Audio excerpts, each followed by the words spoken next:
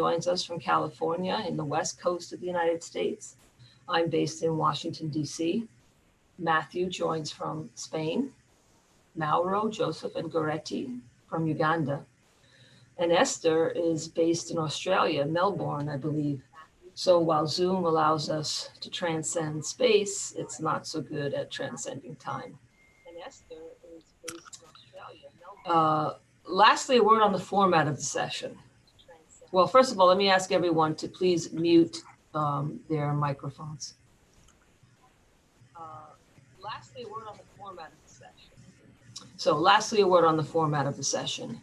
Each panelist will have 12 minutes to present his or her paper. Afterward, if time permits, the discussant will have 3 minutes to make comments or to ask a follow-up question before moving on to the next presenter as she sees fit. Once each panelist has had a chance to present, Lynn will start us off with some comments and questions, after which we'll open it up for questions from the audience via the chat boxes. So allow me to introduce our first presenter. Mauro Giacomazzi is the Institutional Development Advisor at Luigi Giussani Institute for Higher Education, a social enterprise and accredited institution of higher learning in Uganda.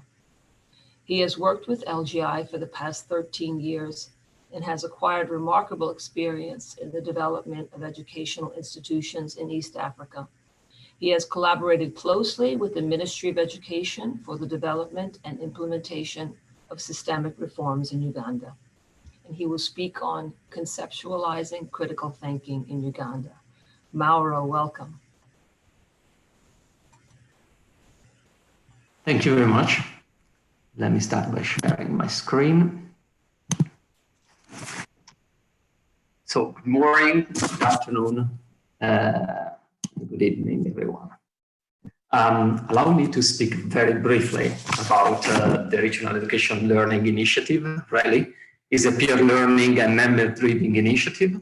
The initiative was founded in 2017 in East Africa with the aim of bringing together over 70 institutions working in the education space in Kenya, Uganda, and Tanzania to collaborate and learn from one another for improved learning outcomes.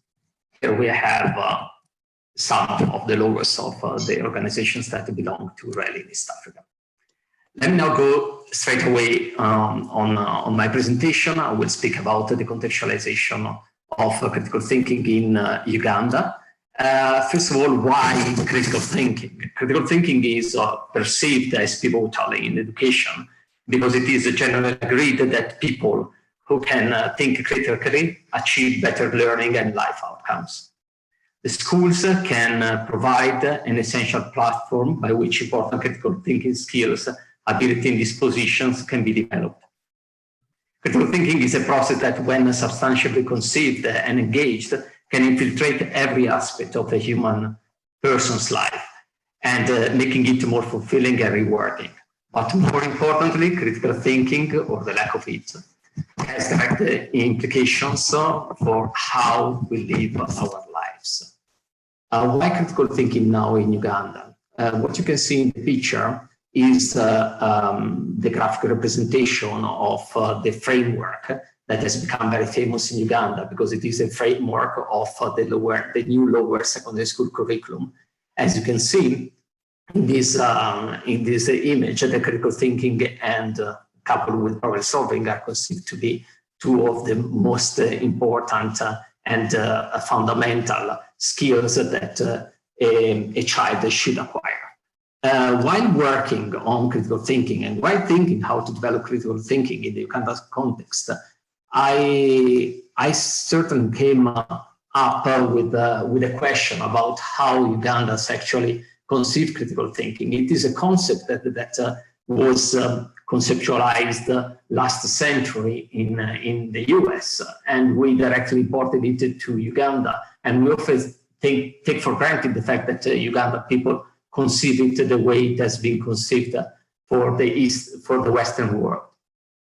So my first question was, what do Uganda understand by critical thinking and how do they define it or conceptualize it? And then I had a couple of sub-questions in my research. how is critical thinking related to the Ugandan traditional culture, and how is critical thinking fostered in Uganda. I used for my research a qualitative design with the tradition within the tradition of the grounded theory research. The theoretical sampling, I interviewed 51 people, key informants, and the design of the people that the sample was designed to capture the views of the different interest groups. I go straight to the preliminary findings. So this is a cloud that shows the recurrent words in my qualitative interviews. As you can see, there is a lot to do with taking decision, making decision, taking the good or the right decision, linked to money. Actually, decision-making is slightly different from critical thinking, but it's a kind of outcome in a way of critical thinking. And this is because most of the interviews, actually, even if the people were not so much skillful in defining what critical thinking was, they were very precise in showing what critical thinking is for. And decision-making and good decision-making is one of the major results that one expects out of critical thinking. From my actual coding, we decided, because we are three that we are validating the results, to divide our results in six major dimensions. The who dimension, that is the characteristics of the critical thinker. What are his skills, what are his dispositions, the what dimension, which means the reality that actually ignites, fosters critical thinking, the where dimension, the social cultural context in which critical thinking happens, the when dimension, which instead portrays the stage of life when critical thinking happens, and then the process of critical thinking, how it actually happens, and the why, which means what is the value of critical thinking for Ugandans. This coding for the nature of the research that I'm doing in grounded theory research was not expected so much. I never expected so much the participant to explain so widely and in depth why the critical thinking was important to them. And actually, it is one of the dimensions that came out quite prominently. Regarding the who dimension, the things that the people that I interviewed highlighted were mostly linked to wisdom, to the ability of take the other people's perspective, self-confidence, perseverance, and grit, being responsible.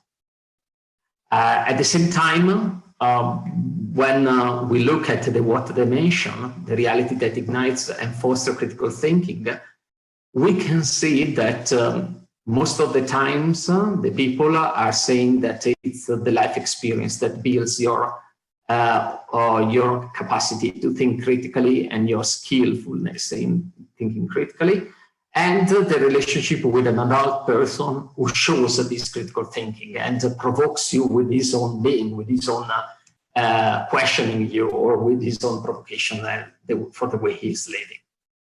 The where dimension, the social cultural context, well, this is quite interesting also because there are a lot of connections even with the cognitive development of the people that are linked to the social cultural context. One striking thing, according to me, is the fact that almost no one mentioned the fact that they acquired critical thinking in school. If they mention the school, it's usually because the school, due to school fees, is a source of challenges.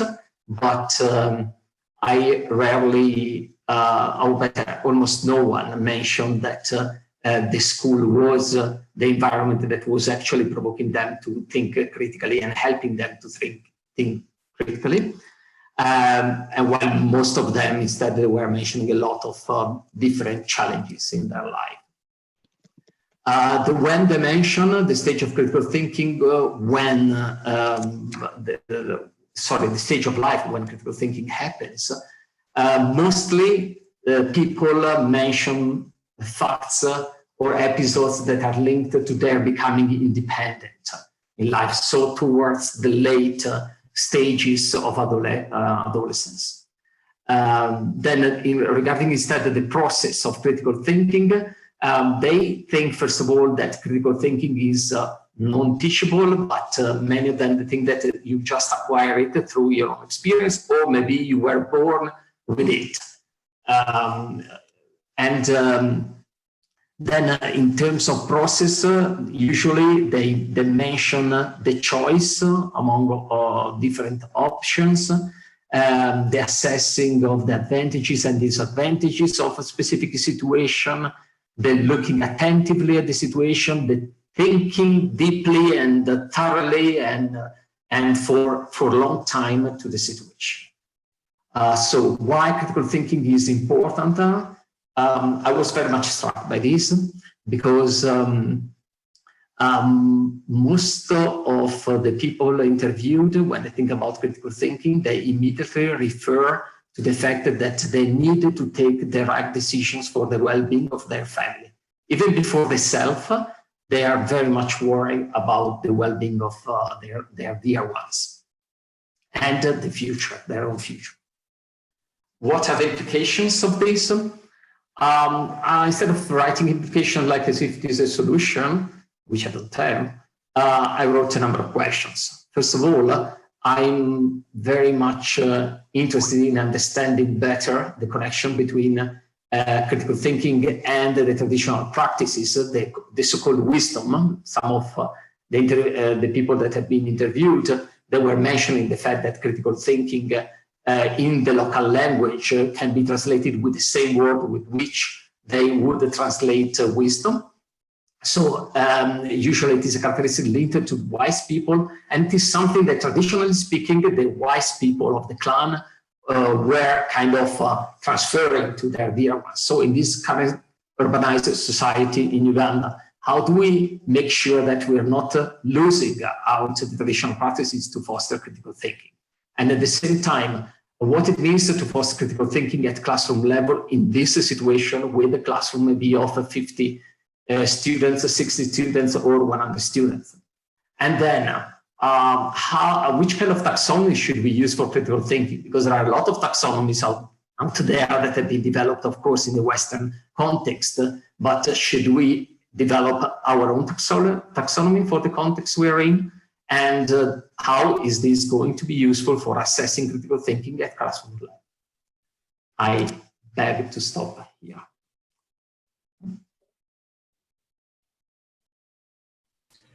Wow, very much on time there, Mauro. So, Lynn, if you want to jump in with some questions now, you've got a couple of minutes. Otherwise, I'll go on to the next presenter. Sure, I can offer a few reflections before we continue. Thank you, Mauro, for that thoughtfulness.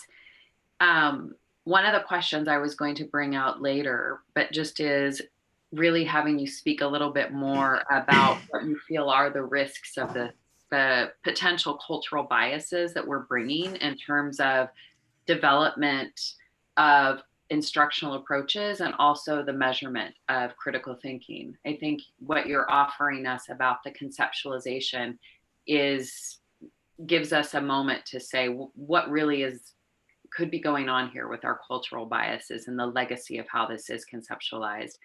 And then on the other side, I also would ask you how much you feel like the responses that you got is actually a comment on schooling itself, which is that the culture of schooling potentially, there's a conceptualization that's where you do kind of more what would be called in the Bloom's taxonomy, kind of some of the lower level thinking skills, that you do kind of the memorization or you do the rote learning, but they're not actually seeing school as a site for where some of these competencies and critical thinking is developed. So how much do you feel like that was what was also coming through your interviews? And maybe I'll stop there and I'll leave some of my other questions for when we have the whole of this session. Thank you. I would be I'll try to be quite brief about the cultural biases. Well, I really needed to thank the person that inspired me to do this kind of research, because it is now enlightening all the following stages of the research, which means how do we develop critical thinking strategies in the classroom. Because I have noticed that we tend to impose a pre-cooked stuff to our teachers in a how can I say, even with a kind of positive reason behind it, meaning that we really want them to improve and we would like them to improve as fast as possible. But sometimes the first thing that we forget is that we need to wait for them. We need to wait for them to take their steps and to make the steps that make sense to them. And the cultural bias comes in the moment you come in with your idea in mind on how it should go and how the lesson should be developed and how critical thinking should be developed. So my strategy is as much as possible to have participatory methods in developing together with the teachers their own way of proposing the critical thinking, because it's the only way through which I'm sure that I'm not jumping the conceptual and even the cognitive steps that they need to take in order to embrace a critical thinking methodology or a deep learning or a deep or methodologies that foster deep awareness of the content and the context. So basically, I believe that it's not the cultural bias a problem of how we define it, but it is the way you look at critical thinking that informs the way you develop the tools and both for the fostering of critical thinking at classroom level and for the assessment of critical thinking at classroom level. Then instead, how do we integrate or how do we make the critical thinking match the classroom situation? Of course, why people think that the classroom situation is not the right place for fostering critical thinking. I believe that it is just because of lack of exposure. It is quite evident that teachers themselves that never been exposed to methodologies of work or methodologies of study that foster a little bit a deeper understanding, or at least provokes you to ask yourself questions to go deeper. And this, of course, is then cascading down to the students. If the teachers have never experienced this, even the students never experienced this and have never asked for this. Also because, yeah, well, okay, you know better than myself the context where we're living. And I believe that in order to be capable of generating a transformation at classroom level, we need to have teachers experience on themselves the beauty that comes out when you deeply understand something, when you deeply come to know something, when you have your deep questions coming out for knowing the reality that is surrounding you. Because this passion is what can be translated into a passion in developing teaching methodologies that can really embrace the student and have their critical thinking grow. I don't know if I answered fully your question. Okay, thank you, Mauro. I'm gonna, we can leave the discussion to further discussion on this till the end. And I'm gonna move on to the next presentation. Just to note, we are live streaming on YouTube. We have put a link on our Facebook page to YouTube because apparently the Facebook recording was not, live stream was not working. Okay, so we'll move on to Joseph Lample of Kimanya and Ngeyo Foundation for Science and Education. Dr. Joseph Lample holds a PhD in Social and Cultural Studies in Education from the University of California, Berkeley. Dr. Lample works as the Executive Director of Kimanya and Ngeyo Foundation for Science and Education based in Jinja, Uganda. In addition to his various responsibilities at Kimanya, Dr. Lample has also overseen the creation and evolution of the organization's teacher development activities within 3 districts since 2014. He will be speaking on capabilities-based pedagogy, from information assimilation to enhancing understanding in Ugandan schools. Joseph, welcome. Thank you very much. I'm a bit sorry to have to interrupt Mauro and Lynn's conversation. I think this discussion about the contextualization of any educational concept or educational ideas, the transfer and contextualization is very much in my wheelhouse and was something I was interested in my own dissertation research. So you got me excited there, but I'm going to have to take us in another direction with my presentation. We're not getting as deep into those theoretical questions for this presentation. Instead, we're going to be looking at a particular case, and this is the case of a teacher training program at Kimanya Ngeyo Foundation. And this is a program that's based on, as we see, you're training teachers through the preparation for social action and discourse on social action programs. So, you know, whereas Mauro was getting into some of the questions specifically about, you know, what critical thinking involves and what it looks like in the context of Uganda, I'm going to put those questions aside for right now. And instead, we're going to look at more the question of how you actually begin, as Mauro said, to bring foster the learning and foster this critical thinking within the schools, within the classrooms. And I think it's an interesting segue, particularly after Mauro mentioned that so few of the students that he worked with were able to make that connection. And that's something that we've seen in our experiences as well. And that's exactly what one of the things that our teacher training program is trying to address. So just a bit about Kimanya Ngeyo Foundation and the PSA program, the Preparation for Social Action Program. So Kimanya Ngeyo was founded in 2007, and we are involved in a number of lines of action related to agriculture, education, and community development. But all of them have at their core a belief in the importance of education as an integral tool for community development. Our teacher training program in particular began in 2015, 2014, as was mentioned, and it includes the study particularly of two programs called the Preparation for Social Action Program, the Discourse on Social Action Program. These programs, as well as a sister program, which originated in Colombia, all of them originated in Colombia with the foundation, an organization called the Foundation for the Application and Teaching of the Sciences.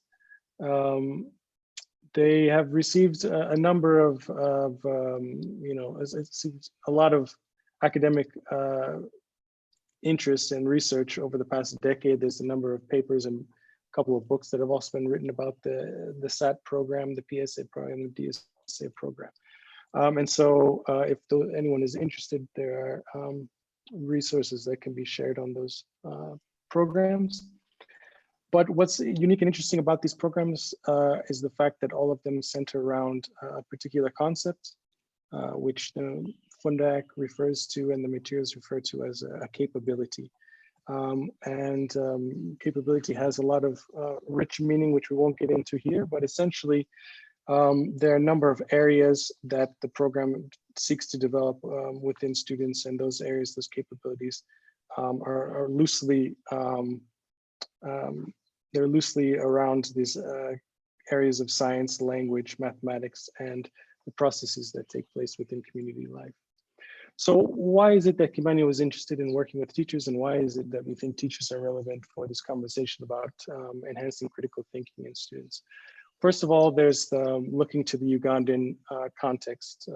This issue of teachers and enhancing the capacity and the training and preparation of teachers is something that has been really taken up by Uganda over the past, I mean, for years, but particularly since 2013,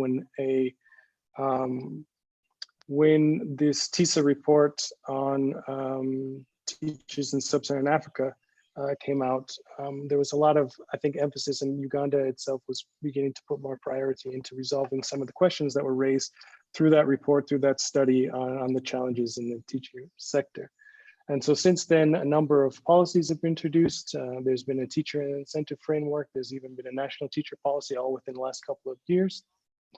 And so all of these things have come with sort of the motivation, the vision, that the aim here is that through working with teachers, the ministry and the government believes that they can improve the quality of learning among students. And so this gets us to the question of another aspect of this question: why are we working with teachers? This is something that I think the literature also bears out, that teachers are actually, one of the most, if not the most important components when it comes to the quality of learning of students.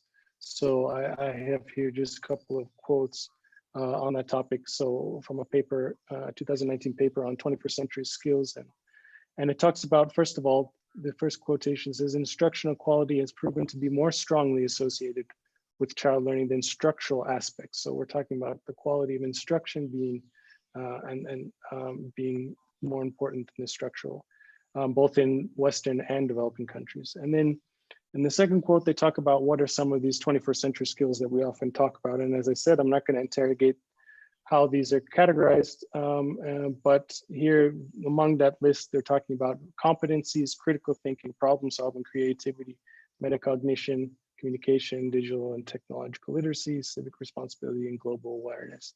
But the real important question I think that comes from this is this idea that how can we improve teachers' 21st century skills to help produce 21st century learners? And so this is kind of at the heart of what the work that we do, is this idea, this belief that if you want to see these outcomes in your students, you can't overlook the training and preparation and thinking of your teachers. And so that's where our program, puts it. That's why we've chosen to put so much emphasis on educators in our communities. So what is it that we do? Well, Kimanya has now been working for, I think, over 5 years, I said. We've trained over 600 teachers in 3 districts, primarily 2 districts so far within Uganda. And through our experiences, we've come to see there is beginning to be emerge, a pattern is beginning to emerge in terms of how teachers are impacted, the types of changes that we see them going through over the course of the year-long training that we offer. So what are some of those things? Well, I've listed here that some of the things we begin to see is that teachers are learning to adjust their pedagogy, their attitudes towards lesson planning. They're going from, seeing that it's something you had to do to understanding its relevance and importance. Through the program, through our year-long training program, they're also changing their attitudes towards their students, towards collaborating with their peers and collaborating with others outside of the school, and more broadly, even just changing their attitudes around education itself. And each of these topics could be something we could go into in depth if there were time for such a thing.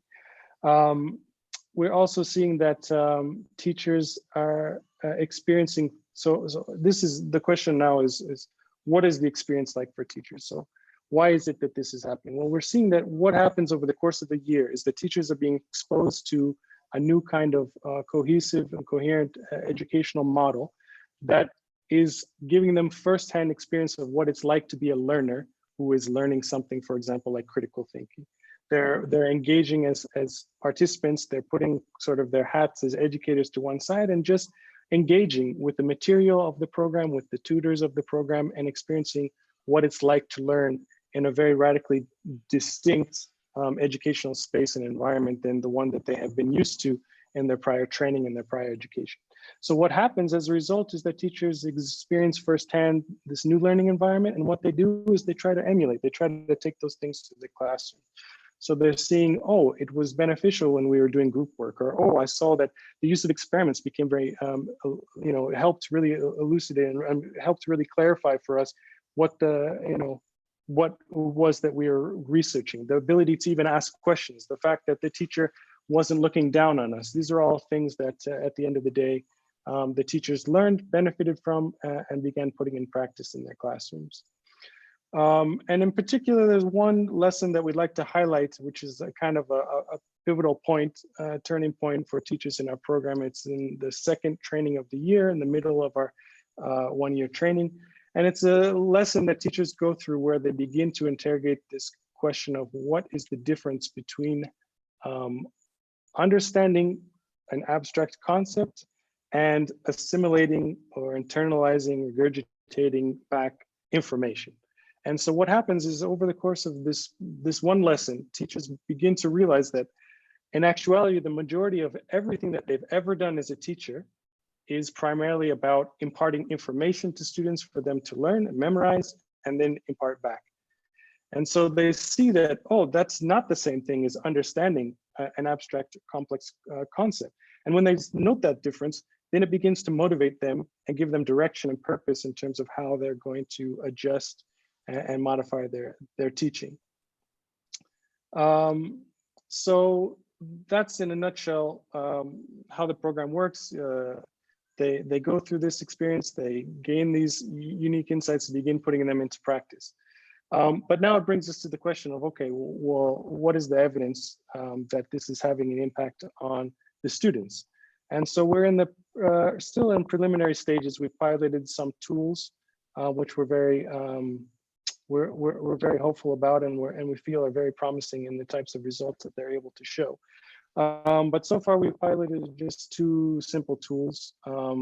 One is a kind of assessment tool, which looks at has some questions around English, mathematics, science, and even critical thinking. And we gave those questions to a number of, we work with the primary level right now. And so we gave them to these upper primary students in primary 6, which is the second last year of primary. And then we had another activity, which was much more interactive and interesting activity around science shows. And this is kind of like a science fair activity where a theme or a couple of themes are assigned to students in various schools within a particular region, and students, with the help of the teachers, had to organize a kind of experiments for each of these research questions, and then present those experiments to some judges who were trained by one of our researchers that works with the organization. And those individuals and those judges were trained in such a way that ideally they were trying to approach and question the students in such a way to demonstrate that it was actually the students who were showing what they learned. And in fact, students could lose points if it came off that it was the teacher's ideas or the teacher's thinking that was at the heart of their presentations and findings. So what have we seen in those two tools? Well, so far, in the scale is still quite small, but we had 216 P6 students in 20 schools that we gave the assessment tool to. And we found that of all the questions related to math, English, science, in fact, the most strongest correlation between our program and the results of the scores on the exams was in the area of critical thinking. And we could go into the details later, another time, of what that looked like, what those results looked like. Now with the science shows, unfortunately, it's part of a larger RCT, and we're not in position to be able to give out the findings from that yet until it goes through all the necessary steps that economists like to do before they present such things. But the results have been very promising, is about as much as I can say right now. And it is showing that essentially schools that had our teachers trained were actually likely going to show a much stronger correlation between the schools that had our teachers and their performance in these science shows than schools that were not exposed to the PSA program. The teachers were not trained. But also what's interesting about that is the fact that it's likely that the findings will suggest that there's a stronger correlation between our training and the results than actually just testing itself on science. In fact, they found that there's a negative correlation between the schools' reported test scores and their performance on these science shows. So that's it. The next steps, we want to expand the research that I explained to you to really find if to really be able to have a more confident indication that there's this correlation between the importance of working with teachers and training teachers, and that it's possible to work with, instilling these qualities and capabilities and understandings within teachers, and then having that be passed on to students. And so we're hoping to work with that and focus on that over the next couple of years. And that's it for me. Thank you very much. Thank you, Joseph. Very interesting presentation, and there are already some questions in the chat box for you that we will get to with Lynn's questions at the end of the presentation. So we're going to move on now to Matthew French from Komo Learning Centers. Matthew has served as Executive Director of Komo Learning Centers since 2014. He is passionate about empowering young people to take control of their lives and has strived to increase meaningful youth participation in Komo's programming. He started working with young people in 1999, caring for adolescents who had been removed from their homes due to abuse and neglect, and has continued to work on youth issues, leading the development of the USAID report, Youth Engagement and Development, Effective Approaches and Action-Oriented Recommendations for the Field, working with the MasterCard Foundation and USAID to establish the Mobiles for Youth Workforce Development Working Group, and helping CARE International in Burundi develop their youth strategy. His topic is Do-It-Yourself Clubs, Enhancing Students' Life Skills. Welcome, Matthew. Thanks so much, Barbara. Thanks for the great introduction. And thanks everybody for coming out today. I see a lot of faces and names that I know out there. So thank you for the support. I know it'd be great if we could be in person, but it's really nice to have this platform to work from. So I am the Executive Director of Komo Learning Centers, and we work in 4 districts of Uganda around health, education, and livelihoods. And today we are here to talk a little bit about our education component and the do-it-yourself clubs. So what are do-it-yourself clubs? See if I can, there we go. So do-it-yourself clubs are extracurricular and voluntary, and they take place in Ugandan secondary schools. And we created do-it-yourself to develop spaces for meaningful youth participation. And the clubs themselves are spaces for meaningful youth participation. And we hope that over time, what we're doing in those schools will also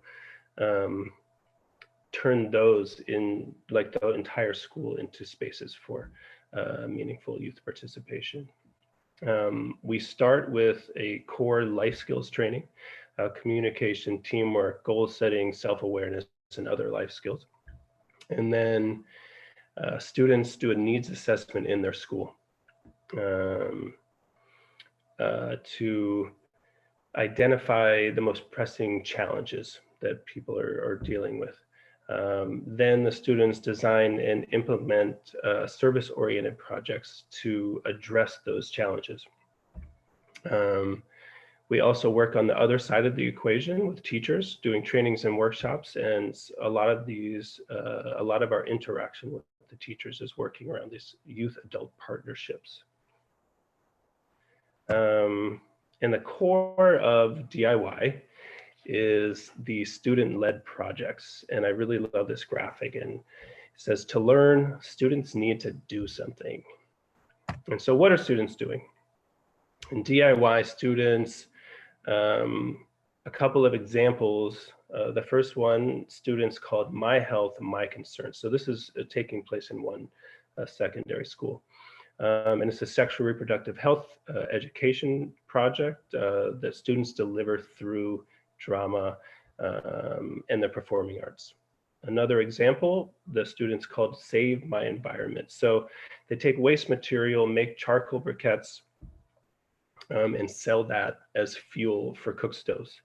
And they also provide environmental education to their peers. So it has this dual component, one of an income generating activity and the other of a service project.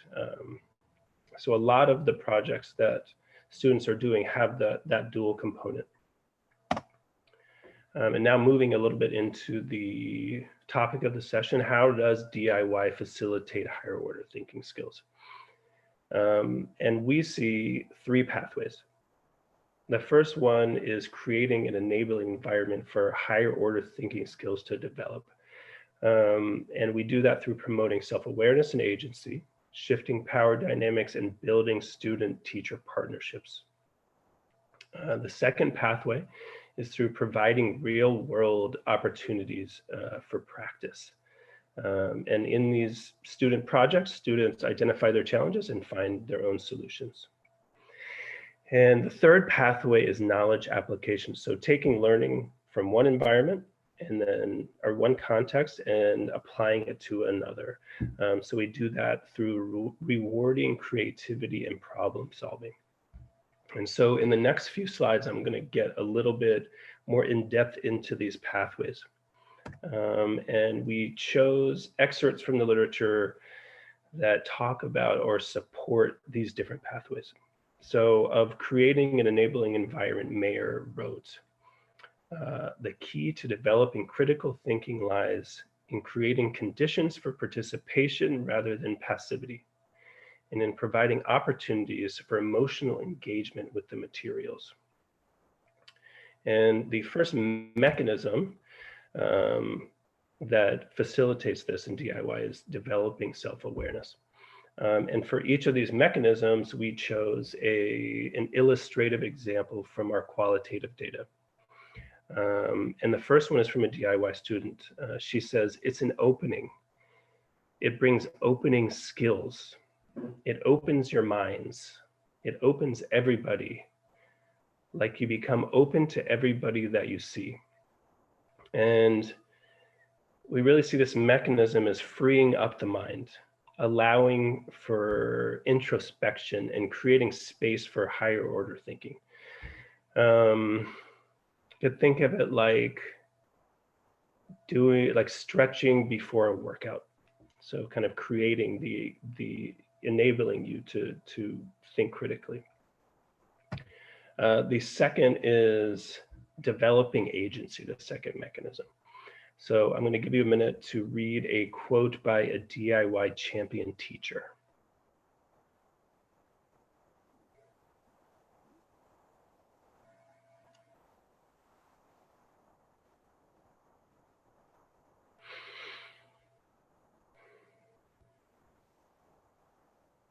So we see the relationship here between agency and higher order thinking as students have to believe that they can be problem solvers. It takes thinking, it takes agency and confidence to solve problems. In a lot of these contexts, students are just given the answer. We talked a little bit about rote learning. So you have to have a little bit of courage and confidence to not just kind of accept that and just accept the answer, but be able to believe that you can think through things. The third mechanism is shifting power dynamics, and we do that at the student-teacher level between students of different classes and ages. We do it between boys and girls by challenging gender norms. So this example is from a DIY student. She says, it is good because we learn to interact with our fellows. Sometimes as elder students, we think we are so superior and we don't need to interact with young boys and girls.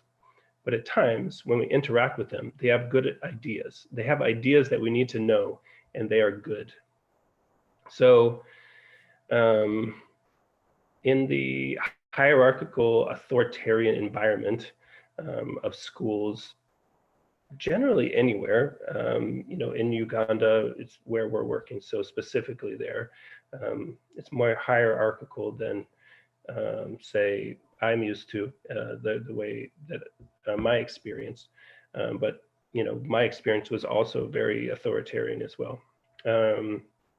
When students are subjugated, when they're in the hierarchical relationship and they're in the position of subjugation, they're often told what to do and what to think. They are not given the freedom to think for themselves. And it's kind of, again, that foundation for rote learning, which we are trying to challenge through DIY. The fourth mechanism is building student-teacher partnerships. And again, that is similar to the last one of changing that power dynamic, but is specific to the teachers. And one of the DIY students said, we had sessions about adult and youth communication. This has helped us to understand the different things that adults expect from us.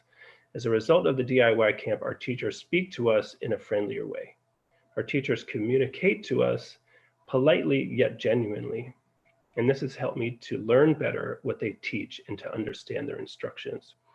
So this really lays and builds the groundwork for more meaningful engagement, for student-centered pedagogy, for questioning that are really critical to building those higher order thinking skills. The next pathway is opportunities for real world practice. And Chinedu, Kamin, and Olabi wrote, higher order thinking involves analyzing information to determine the problems, evaluate the problems, and create new workable solutions. So it's kind of defining our student-led projects. And through these student-led projects, the students are able to identify challenges and find their own solutions. And one DIY student said, when we went out and started watching our communities, we found out the weaknesses in our communities. We found out those places where we, the DIY members, can involve ourselves, where we as DIY can make an effect. And what I think the mechanism here is for me is that through these projects, students can really wrestle with these complex issues, with competing priorities, with kind of emotionally charged decisions. And, you know, they have the opportunity to work together to realize a very concrete goal. So a lot of problem solving going on there for sure. And the third pathway, knowledge application, Lewis and Smith write, higher order thinking occurs when a person takes new information and information stored in memory and interrelates and or rearranges and extends this information to achieve a purpose or find possible answers in perplexing situations. We do this in DIY through rewarding creativity and problem solving. So this quote is a little difficult to understand, so I'll give you a little bit of background. So this student is talking about what she learned in DIY and how she applied that process, that thinking process, to an actual national exam. So the paper she's talking about is the entrepreneurship paper. So she says, in DIY, they ask you, what do you think? So that is her experience in DIY. And then now applying it to the paper. There are some papers you write for exams, which need thinking, like entrepreneurship. They can bring you a question like, what is income? What is a business? You have never studied, but you have to think.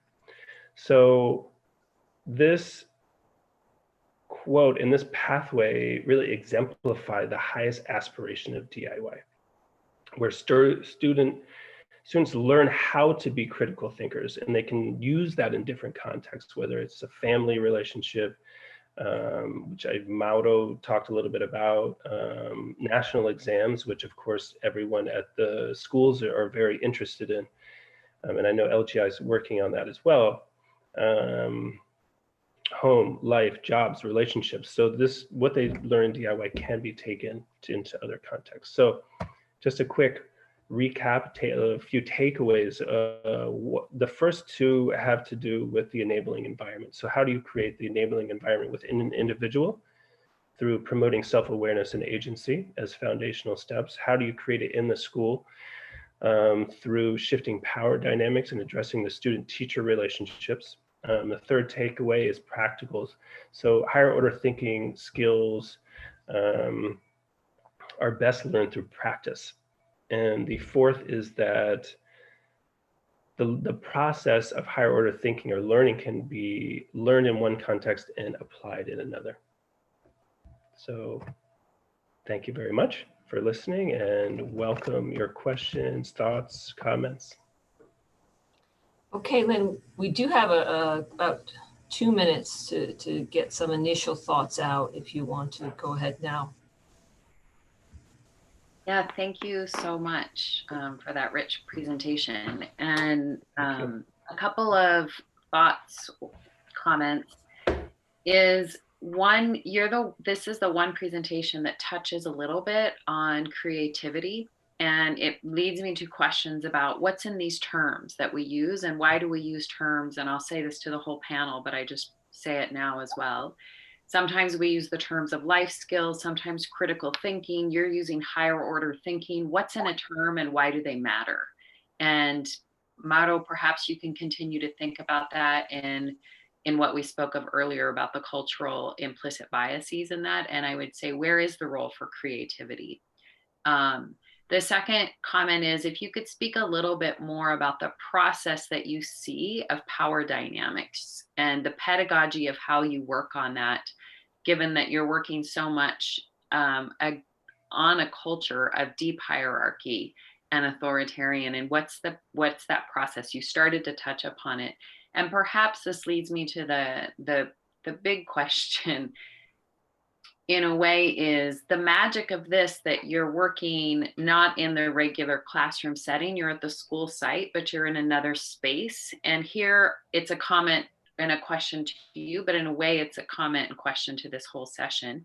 I'm thinking of a number of impact evaluations that I was involved with some years back, where you could get the classroom teachers to do, for example, a learning camp. And at the learning camp, those classroom teachers themselves would take on the kind of competencies that Joseph was describing. There was much more space for them to engage in another way with the students. You would take those same teachers and put them back in the classroom under the restraints of the curriculum. And suddenly the same pedagogy that we saw for many years was coming out. And so you had more learning gains in the learning camp than you actually had in the classroom, even with the same teachers. So that's a long-winded way to come back around to how much of this is that it's adjunct to the classroom.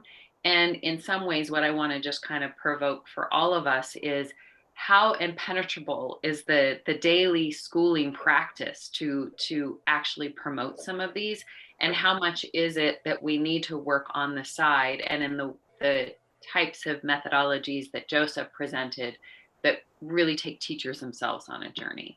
And I'll just stop there to leave time for Goretti, and then we can pick up some of this in the end. Great. Okay, so let me move on then. Thanks, Lynn. Thank you, Matthew.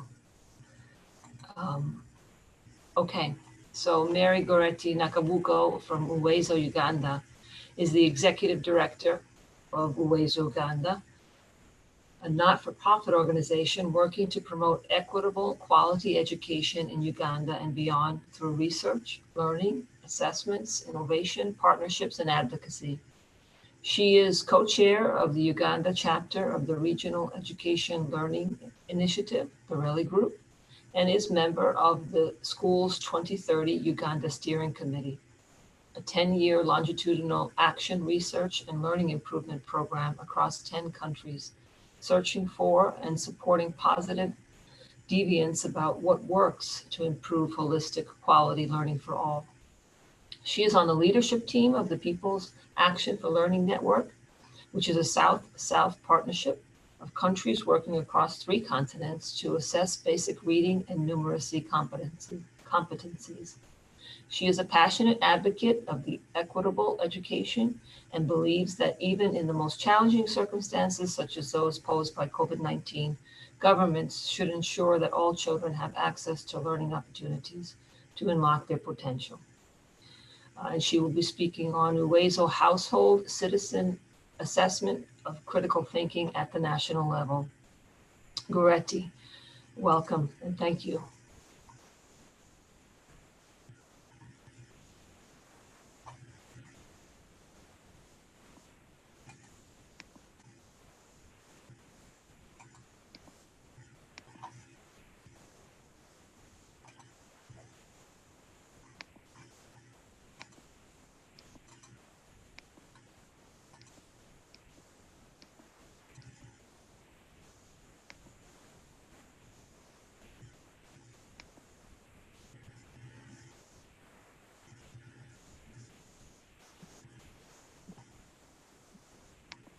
Hello? Yes, we can hear you. You're having a little problem. Okay, we've got your screen too, so if you want to make it full screen, that'd be great. Start the presentation. Yeah, I can see this, the function for the full screen. No, Goretti, just click the presentation mode in PowerPoint and we will see the full screen. There's no need of going on Zoom, just there. Perfect. Okay. Perfect. Thank you. Perfect. Yeah, Thank you. Thank you so much. I've been on and off about 24 times. I hope I don't go off now. So I'll go through this very quickly because my internet is very, very unstable. So my presentation is really about demonstrating how we could assess critical thinking at scale.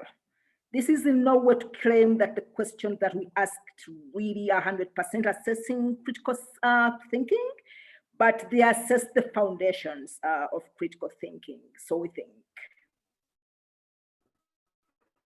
So for the past 10 years, our organization, which is working across East Africa, has been working to generate independent evidence on children's basic literacy and numeracy skills in Kenya, Tanzania, and Uganda, because we believe that literacy and numeracy are like building blocks for further learning. So for the last 10 years, we've concentrated so much on assessing this, working with citizen volunteers and assessing learning at household level.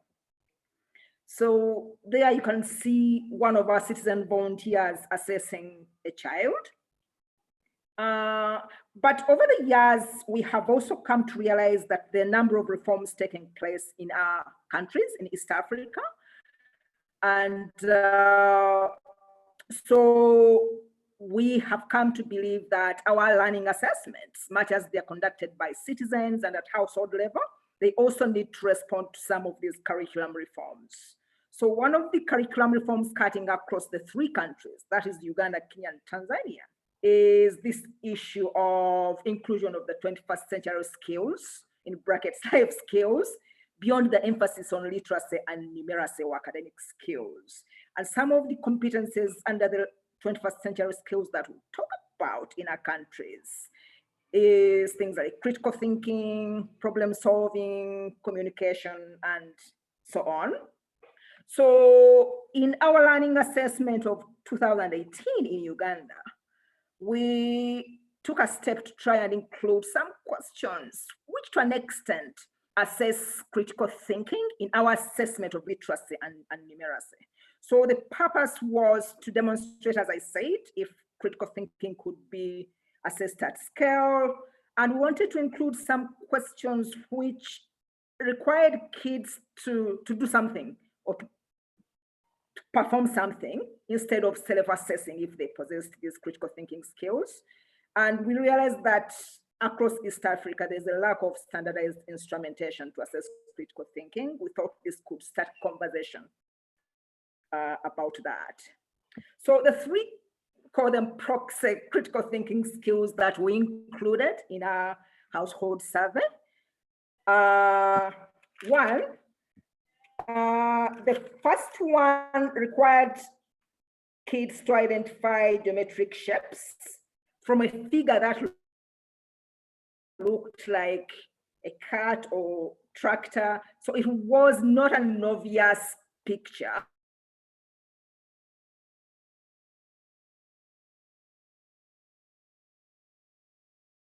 Of shapes, but here we required them to identify geometric to the norm, because normally kids not to ask. These are the triangles, can you see in the following diagram? Required partial recognition and logic.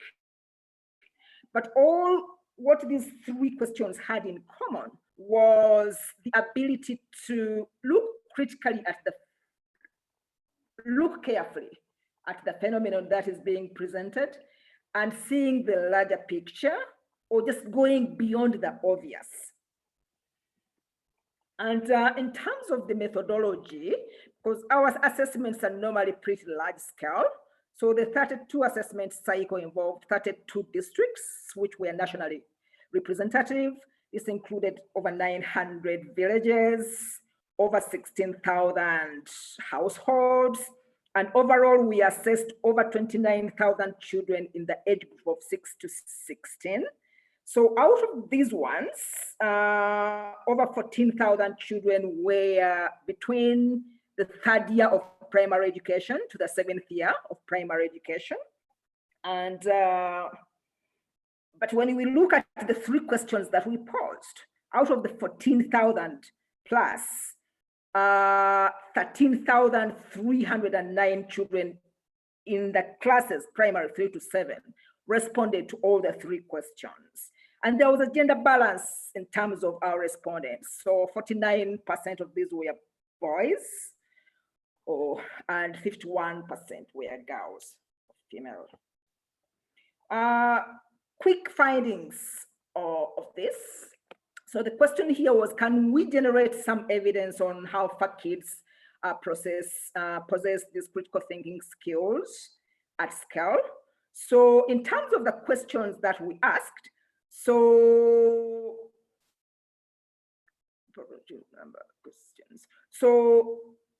about almost 40%, that is 37.7% of the children between P3 and P7, so that is over 13,000 kids. Out of that one, almost 40% could not answer any of the questions. Those questions look so quite obvious and simple, but 40% almost could not answer any of the questions. About 24% at least got one of the questions, 18% 2 questions, and only 20% of the kids got all the 3 questions appropriately answered.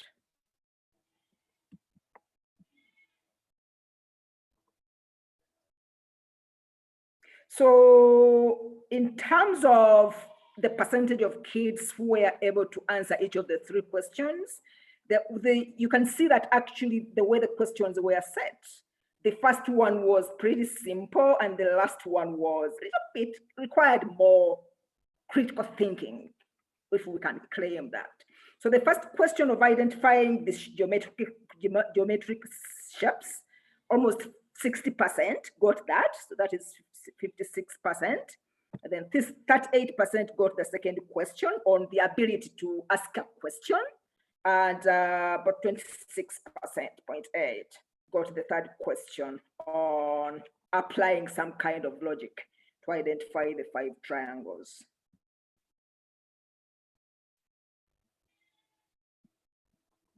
In terms of the classes, as I said, we had kids who had won the 3rd year of primary education up to the 7th year of primary education. The first question, which was simple, identification of shapes in a funny diagram. You can see that for the primary 3 children, for example, almost 40%, I mean, almost 60% could actually not identify, because you see that it's only 37.8 who could identify that. But the funny thing is that even in the 7th year of primary education, you have over 10% kids who are not able to identify the shapes. In other words, they're not able to go beyond the obvious. In terms of the ability to ask a relevant question from a response, we can see that almost 80%, you're talking about here about 78% in primary 3, not being able to operate at that level, because you're talking about 23% of kids being able to do so. But even when you jump to the last class of primary education, you have almost 30% of kids who are not able to operate at that level, to be able to ask a question instead of answering a question. So you have only about 70% being able to do that. So on the last question, which I said was a little bit at a higher level of applying some kind of logic and spatial recognition, that is where we can see that very few kids are operating at that level. At primary 3 level, it's about 15%. So you're talking about, on average, that 80% of the kids are not able to operate at that level. But I think the catchy finding here is at the primary 7 level, where you have almost 50% of the kids not being able to apply that logic. So in terms of the gender distribution and in terms of the ability to respond to these so-called critical thinking questions, there was not much difference, really. Even in terms of the 3 questions, we don't see much variation across the genders.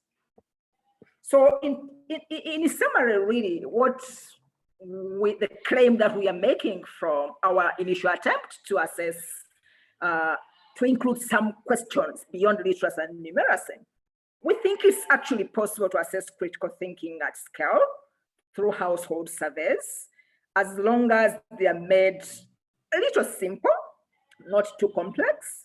Again, we can see that almost 40% of the children assessed could not give a desirable answer to any of the 3 questions, which in a way confirms what my colleagues have already been saying, that there is kind of dearth of critical thinking skills, especially among school-going children.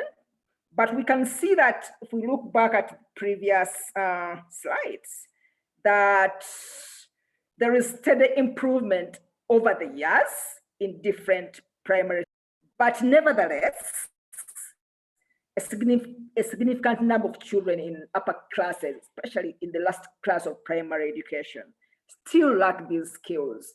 However basic these questions looked like, you have almost 50% of kids in primary 7 who are not yet operating at that level. So the claim that we make here, or conclusion that we draw here, is that critical thinking skills need to be nurtured in children early in life.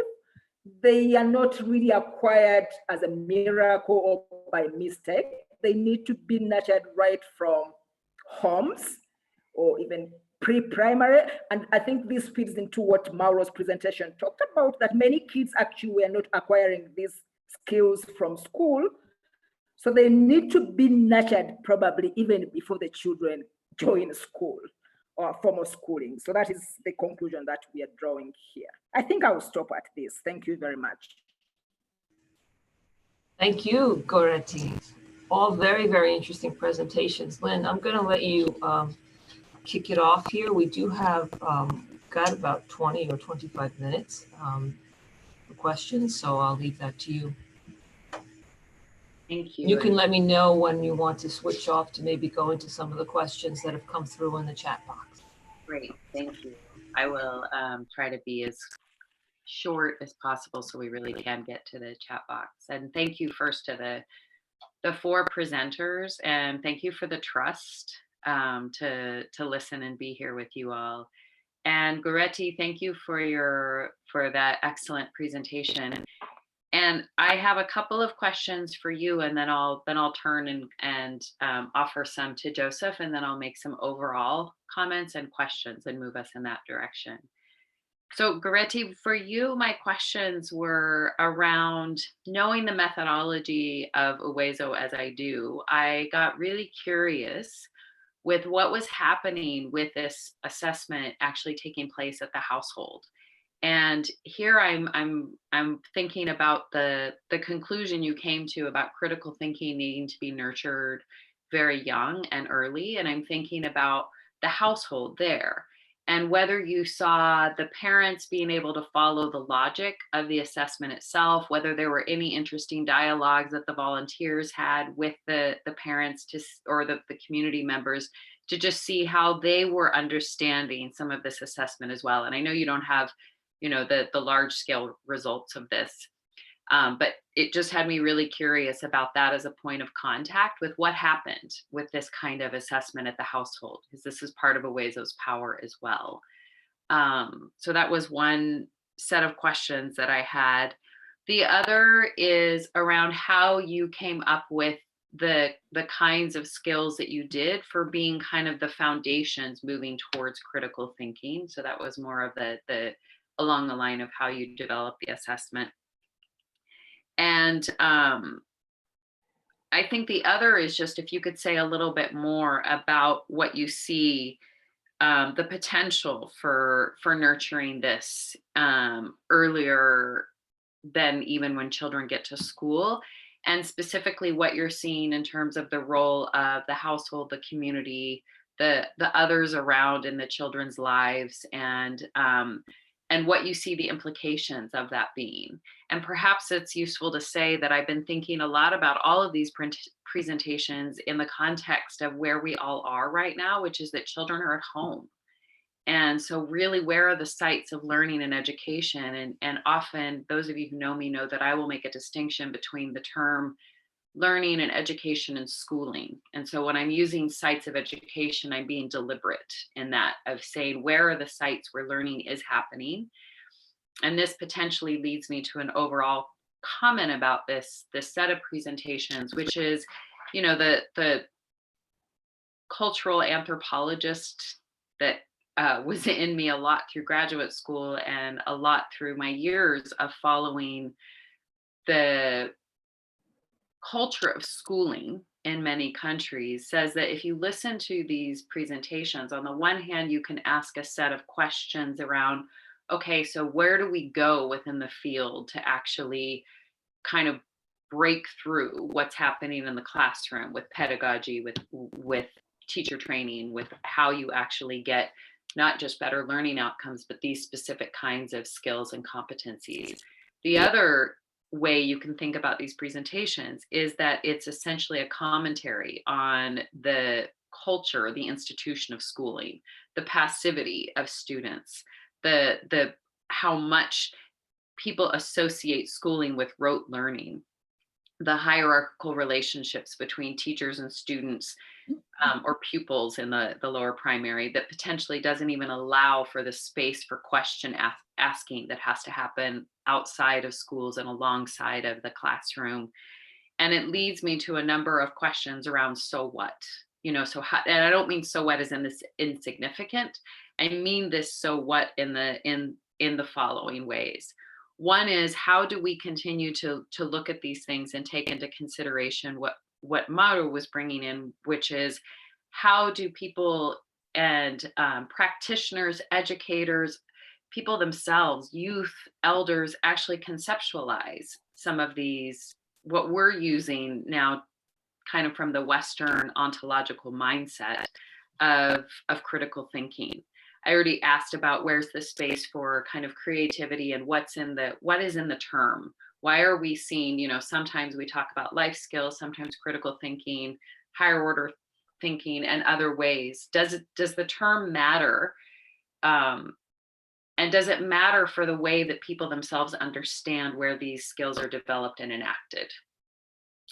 The other part of the so what question that I'm going to offer, and oh, now the sun's light is beaming upon me, so excuse me for a moment of going whitewashed here, is Mauro started off with that all of us are part of something called the Regional Education Learning Initiative, the RELI network. And the heart of that network is to learn together to influence practice and policy. And so here my so what questions for you all are, you know, listening to this kind of panel about where sites of these skills are happening, to what Joseph pointed towards a little bit, which is, I forgot to say this to Joseph. Some of my questions to you were around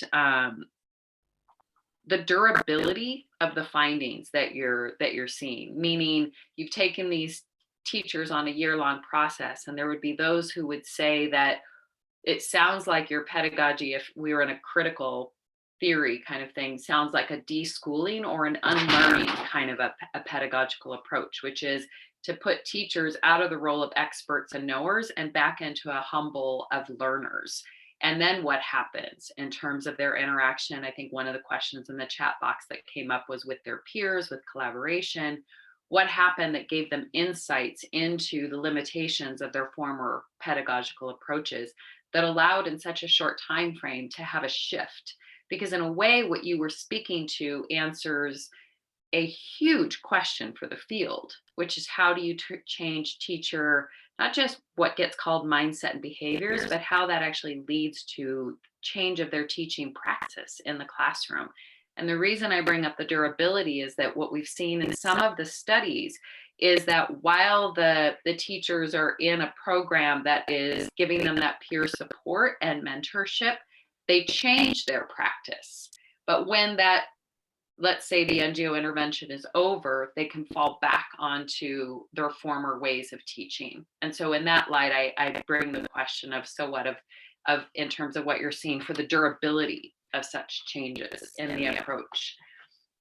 And so as the Reli Network, what would you say to some of the policymakers from some of the implications of what we're hearing from this panel? What would you say to some of the practitioners out there? And by that, I mean those that are in the daily workings of education, the educators, the district educational officials, the inspectors.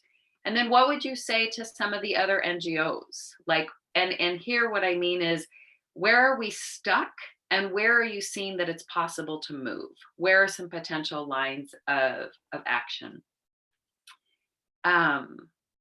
Given that I mentioned where we all are in this current pandemic and that children are at home right now, it leads me to take one more step potentially, and the discussant's liberty before we open it up to others, to say, what really is the danger of creating a society where children may be able to give the right answer on the exam and maybe, you know, literate and numerate, but not necessarily having these other kind of competencies?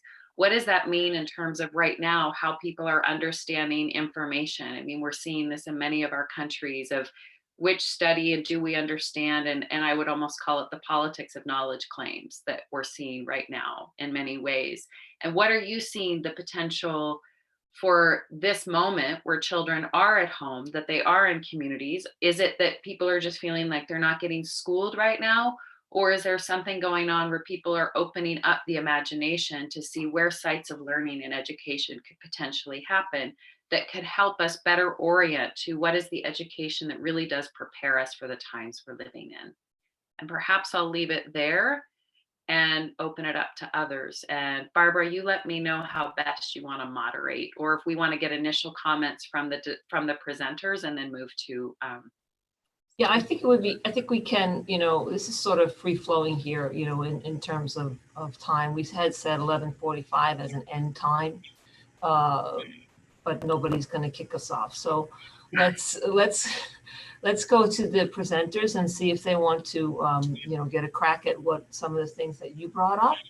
And perhaps we'll start with Joseph, since we didn't hear from him before. You want to start with me? Okay. I mean, each of these conversations, Lynn, you know well, are conversations that could last an entire day. These are very exciting and great questions. And I'm kind of at a loss of where to jump in because you had my mind racing and thinking about so many different things. So I think I'll start with the questions that you posed to me and then see where that takes me. And I'll try to keep it brief so that everyone gets a chance to talk. You said that, okay, you asked about the durability of the findings and this idea that, and this is something that I know and I'm familiar with, and this idea that while people are in a particular training, you tend to see promising results. And many organizations will attest that this happens to them. I know of some organizations in our networks that have spoken to this point. But the moment you know, you go a year out or 2 years out, you start to see the quality of the findings and the results that you're getting start to, you know, go down with time. So I think you know, an aspect of that is going to be, I don't want to say it's inevitable. You can understand how that is happening. And what that takes me to is how we're trying to approach our effort, the work that we do in our trainings. And what this comes down to for Kimanya, I would say, and the program that we use, is that ultimately we are not trying to create, and this is why our work becomes so challenging in some ways. We're not trying to create a tool that we present to people that they then have to remember how to use, and then they go off and we say, okay, have you been using it correctly or not? No. What we're asking is, we're trying to challenge teachers to think well beyond the scope of what they normally discuss in their own professional training. We're trying to have them ask questions about what the purpose of education is, and then from that question, from that starting point, begin to have them participate, as you mentioned in this, you called it a kind of deschooling or unlearning approach. We see this, the teachers, stepping for a moment outside of their role as educators and stepping back into the role as learners. And in doing that, it allows them to experience and see kind of, I know this is something you're very interested in, Lynn, is about how, the body and how the body experiences these things. And I think this is what we see as a key part of it. The fact that the teachers are seeing, oh, okay, when the teacher, when I asked a question I was wrong, the teacher didn't tell me, oh, that was wrong. The tutor actually said, that's interesting. And then does anyone else have a point? And they would just note all these different things, experiencing it as learners. And then after every session, we have a reflection space, and the teachers are required to reflect. And so this, builds and builds to the point that, okay, now they're wearing only the learner hat, but over time they start to wear the educator hat. And the question comes, the pivot comes, where now they're having to assess what it is that they're studying. Why do you think this is working? And so what happens is, because we haven't created tools, we're trying to kind of engage them in a meta-analysis of the tools they're experiencing over the course of the year. We're trying to engage them in reflecting on why this works, why it's designed this way, what is the intention behind it. And this is largely a belief that I have, in that if you really want educators to become agents, really to really have agency, and to really be able to develop the skills that will sustain them, that they have this intrinsic motivation that I think comes from a clarity of purpose. What you need is to challenge the teachers to reflect on what it is they do and why. And so what I talk about in some of my own writing and my own research is the idea of making the conceptual framework, making the underlying framework of the programs explicit, not having people just assume, that this, that this is right, this is the right way to do things, but to ask, why is it done this way? And that's what we try to engage teachers in. And so our hope, and we don't abandon them to the extent possible after 1 year, because we believe this is a very long-term process. It's not realistic to assume that any teacher can completely transform and put these things into practice in 1 year. But what we believe is, within a year, the teachers have a strong foundation, they become a fertile soil, that they have the motivation to want to do this because they have a clarity about why they want to do it, and it's their internal understanding that motivates them. And then we try to come back and follow up with them and provide more refined materials and support materials to help them. But the way we're trying to handle and deal with this question of durability and the sustainability of this impact is by putting them on a path that this is their own path. Well, not own, but a collective path that they and other teachers are going on together. The teachers support each other on this path. We occasionally support each other, but it has to be a path that is guided by their understanding of where they're trying to go, and then being intentional about the decisions that they make. It's a bit abstract, and I could be more detailed, but there's no time, okay. So I'll let others speak. Thanks, Joseph. Yeah. So I'm gonna give 2 minutes to Goretti to either reflect on one of the question or some of the things that Lynn has said.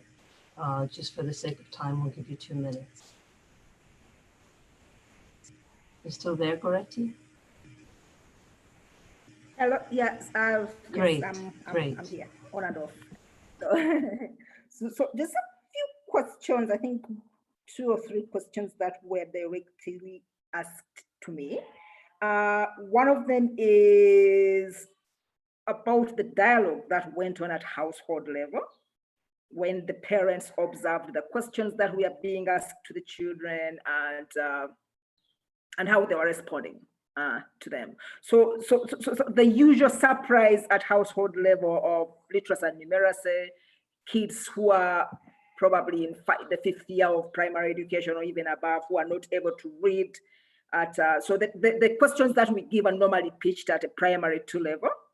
And so that surprise of parents seeing that kids are not able to respond to some of these questions, which seem to be a little simple, that there's always that surprise. But when it came to the questions that we asked, the 3 questions which required to go beyond the obvious, apparently parents were not that surprised that kids were not able to answer, because for some of the questions, like the 5th one, which required spatial recognition and or some kind of logic, seeing beyond the 4 triangles, which were quite obvious, to seeing the 5th one. So some parents also confessed that they could not actually have seen that. So meaning that I think even at household level, even within the school system themselves, it's rare that we go beyond the norm or beyond the obvious. The second question on how we came up with the questions that we asked, I hope I got that question right, was in terms of the literacy and numeracy questions that we asked before the critical thinking questions, plus the 3 questions. We have writing panels composed of people from the National Curriculum Development Center, some practicing teachers, some textbook writers. So just as is the case with the literacy and numeracy questions, we wanted questions which were in a way at the level of primary 2 level, such that if you asked them to primary 2 level, at least primary 2 or 3 level, one wouldn't say that, no, they didn't answer because that is too advanced for them. So we wanted those questions which could be answered at a lower primary level and administer them to the upper primary kids as well, and see the variations and comparisons. All these questions were also pre-tested at least 3 times to see if they were not ambiguous, whether they were quite clear, and if kids could not answer them because they were unclear. And we kind of confirmed to ourselves that they were actually clear as they were. Yeah. Goretti, if I could just jump in there. So if I hear you, because I know a little bit about how you've developed the instruments in other ways, that you were taking the logic of the curriculum by what were the foundations that were put in the curriculum expectations at P2 level. And from that basis, you developed the assessment. That was the logic. Yes, so I'm being overly simplistic. Sorry?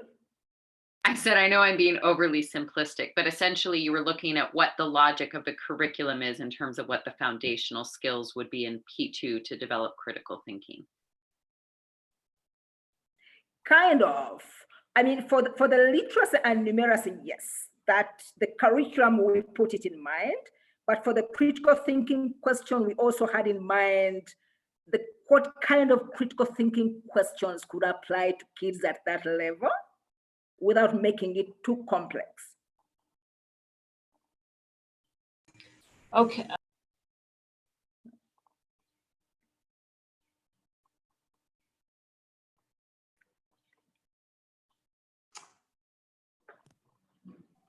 Lynn, would you like me to address some of your questions? Go for it, Mauro. Oh, sorry. I think, could people hear me? Yeah, now yes. Oh, sorry. Sorry. So I was going to give Matt a couple of minutes, and yes, then Mauro, then we'll move on. But I'd like to wrap up by 11:50 my time. So whatever that time is for you. So if we could each stay within our 2 minutes, and then we'll move on to some of the other questions. Thank you. Don't try to jump in line, Mauro.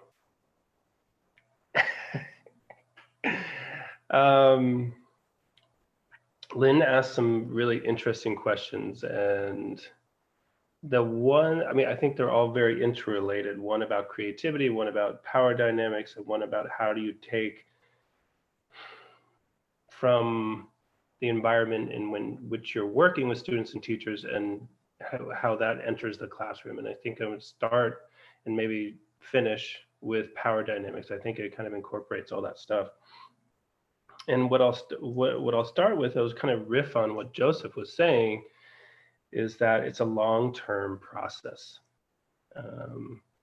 You know, we don't, if you think about power dynamics in Ugandan secondary schools, or any secondary school for that matter, it's not like you're going to go in, kind of run your program, here's exactly how it's going to go, it's one size fits all, and then you're going to have any kind of reasonable impact or outcomes. So, you know, one, I think it is allowing the process to kind of happen in terms of working at it from different levels. You know, we're looking what we use to create the project and the program, and also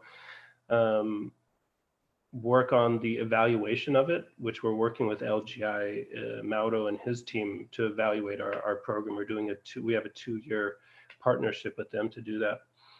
We work with the Youth Power Positive Youth Development Toolkit. So it has 4 domains: assets, agency, participation, and enabling environment. So kind of working on all those different levels to create the change. So creating change within students in terms of, or facilitating change within students by, you know, encouraging them to communicate, being self-awareness, goal setting, all these different things. Facilitating agency and self-confidence through certain mechanisms, and allowing them space to participate, allowing safe space to participate, express their views, and then moving on to working with the teachers to kind of change how they interact with students. And I think a lot of it is kind of year after year, potentially, we're really looking this more as like a 10-year process, you know, is, you know, through these student projects and through students being able to, or be showing that they're able to think critically and create something very positive, and that they're interested in, that they can grow a garden, or they can, you know, make reusable sanitary pads and teach students about menstrual hygiene management, you know, these kind of things. It's like, I feel that a lot of teachers don't see the value in, or see students as able to do those things. So I think through the projects, and that there's a lot of visibility of these projects, that, you know, through, it's just kind of like this diffusion process, you know, and I think students see it, teachers see it, administrators see it. And I'll end on this, because I know I've been talking for too long already, is that similar to what Joseph was saying, in the way that changing teacher perspectives over a long period of time, and teachers have to know their kind of goals, you know, they have to know why they're doing these things. And I don't know if this is quite the same, but from what we're seeing, you know, teachers don't want to cane kids. I don't think teachers really want to, I mean, some do, but most don't.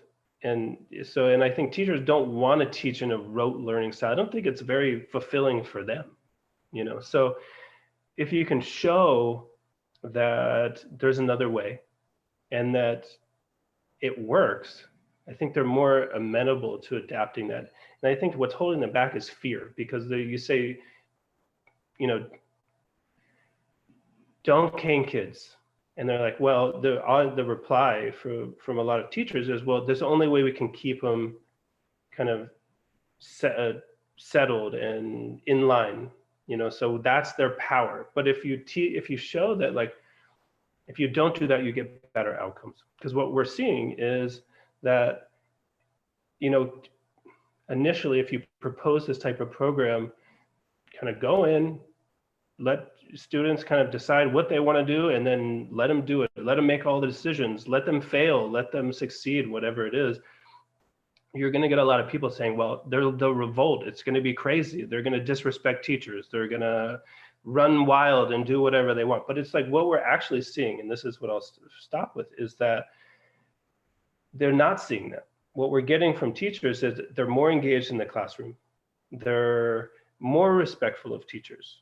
Their teachers enjoy interacting with these kids that come out of these clubs more. So it's exactly the opposite. And we didn't know that that was going to be the case when we started. We thought maybe there would be a big revolt, you know, but that's not really what we're seeing. And I think it's really a positive development. Okay, Mauro, I'm also going to throw this question at you. So as you're talking, maybe you can address this one as well. It seems that the definitions of critical thinking are within math and science rather than social sciences, where critical takes on other meanings.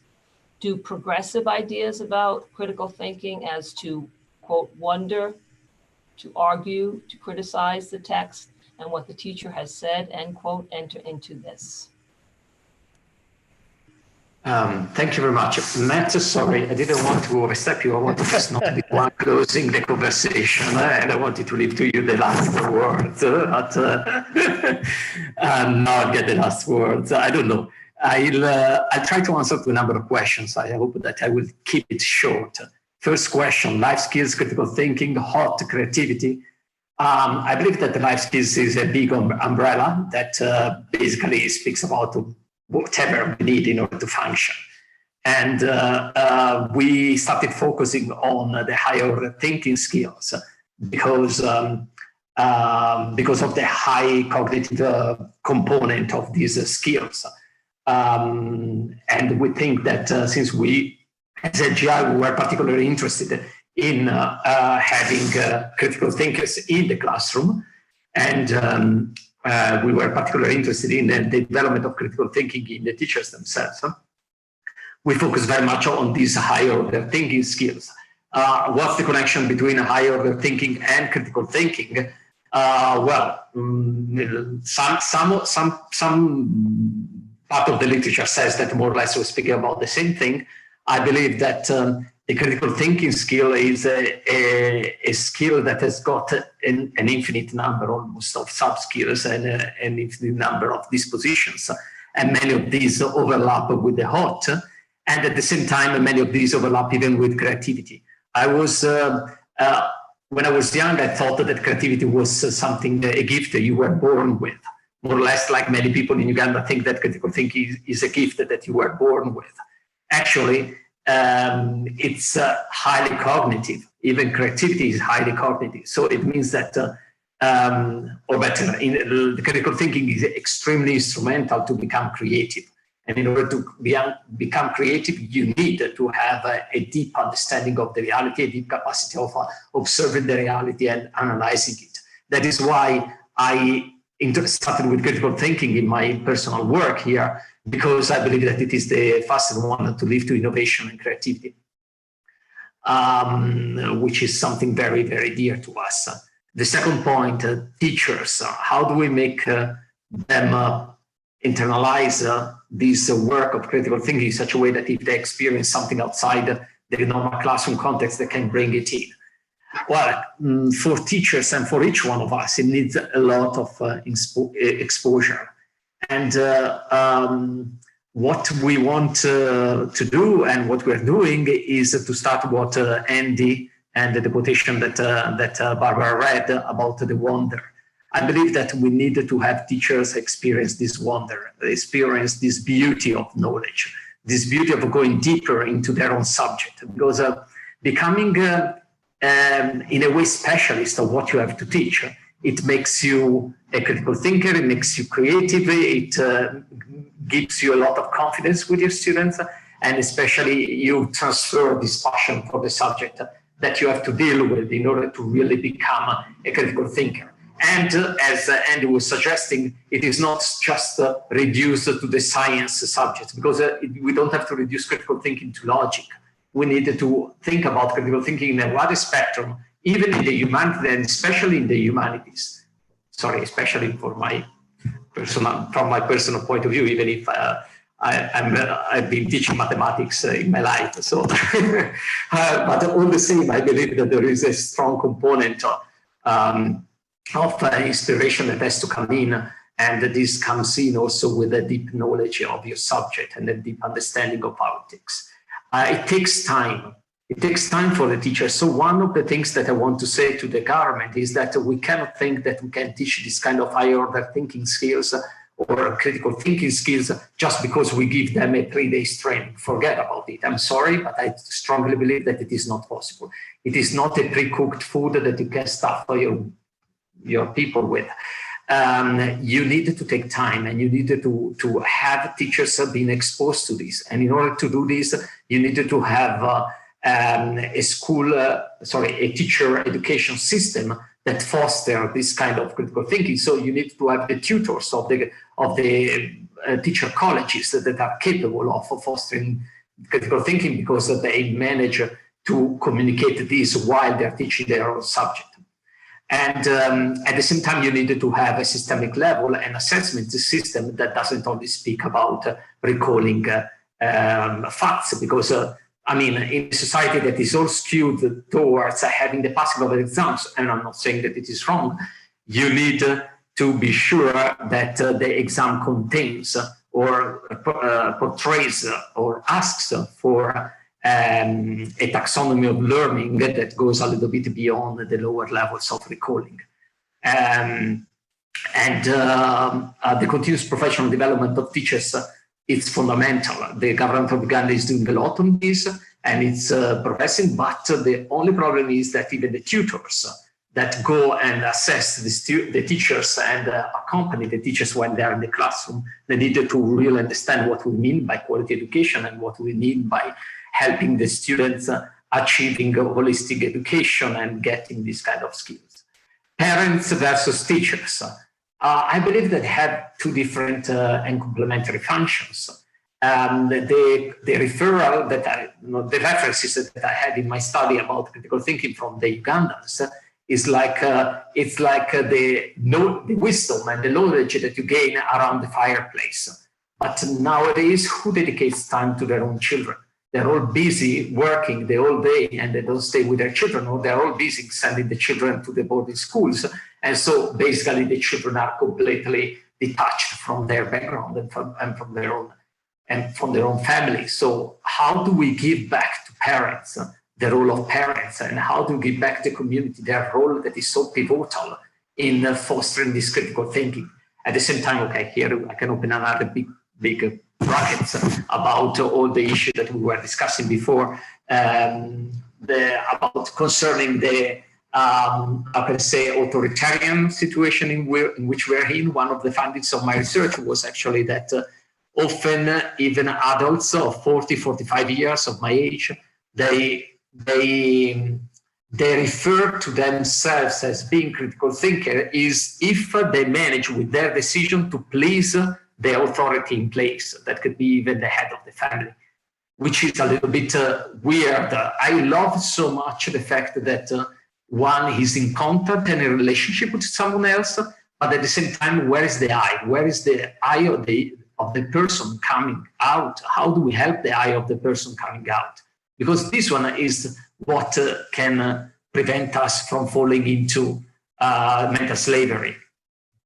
And regarding the reading and the critical thinking, I believe that specifically reading, well, I'm very much prone to trying to foster critical thinking from within the subject, but in general, reading from Vygotsky, let's say, on, it's fundamental in order to build the critical thinking because of the language, because of the development of the language, because of how the language and the development of the language develops the critical thinking mind. Sorry, I believe that with my talking, I lost 50% of the people, so I stop here. Sorry.